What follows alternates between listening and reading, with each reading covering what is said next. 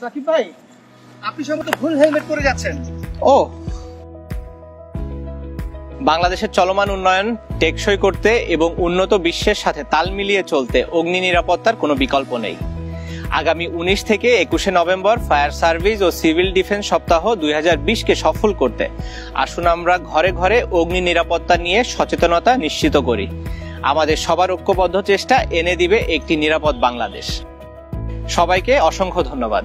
Fire service ও civil defence সপ্তাহ 2020 উপলক্ষে আমি সবাইকে শুভেচ্ছা জানাচ্ছি। 1981 সালের 9 এপ্রিল মাত্র 3000-এর মতো জনবল নিয়ে এবং 109টি ফায়ার স্টেশন নিয়ে যে সংস্থার যাত্রা শুরু, মানুষের সকল বিপদে, সকল দুর্যোগে, সেটি প্রাকৃতিক বা মানব সৃষ্ট যাই হোক না কেন, আমাদের অগ্নিযোদ্ধারা সবসময় মানুষের পাশে থাকে। আবারও দেশবাসীকে এই ফায়ার সার্ভিস ও সিভিল ডিফেন্স সপ্তাহ 2020-এর পক্ষ থেকে আন্তরিক শুভেচ্ছা এবং ধন্যবাদ জানাচ্ছি। বিসমিল্লাহির রহমানির রহিম। ফায়ার সার্ভিস ও সিভিল ডিফেন্স সপ্তাহ 2020 আয়োজনে ইসাব সার্বিক সহযোগিতায় থাকতে পেরে অত্যন্ত আনন্দিত।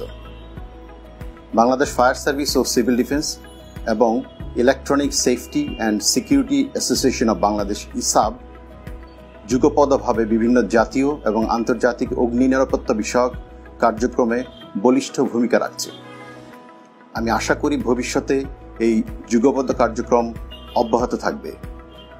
সেই সাথে ফায়ার সার্ভিস ও সিভিল ডিফেন্স সপ্তাহ 2020-এর সাফল্য কামনা করছি। শিল্পায়নের জন্য বহুতল ভবনের সৃষ্টি হচ্ছে অত্যাধুনিক সরঞ্জাম আসার ফলে, কিন্তু একই সাথে অগ্নি দুর্ঘটনার পরিমাণও বেড়ে যাওয়ার সম্ভাবনা রয়েছে।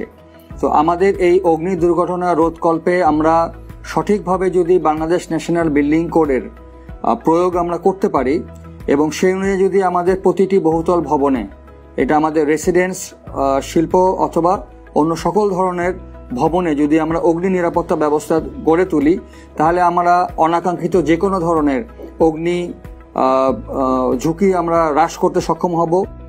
প্রতি বছরের মতো এবছরে উদযাপন হতে যাচ্ছে fire service and civil defence সপ্তাহ। এবছরের এই উদযাপনে সার্বিক সহযোগিতায় থাকতে পেরে আমরা ESAB, electronic safety and security association of Bangladesh অত্যন্ত আনন্দিত। এবছরের এই উদযাপনের প্রতিপাদ্য প্রশিক্ষণ, পরিকল্পনা, প্রস্তুতি, দুর্যোগ মোকাবেলায় আনবে গতি। এই প্রতিপাদ্য নিয়ে আমরা এগিয়ে চলেছি।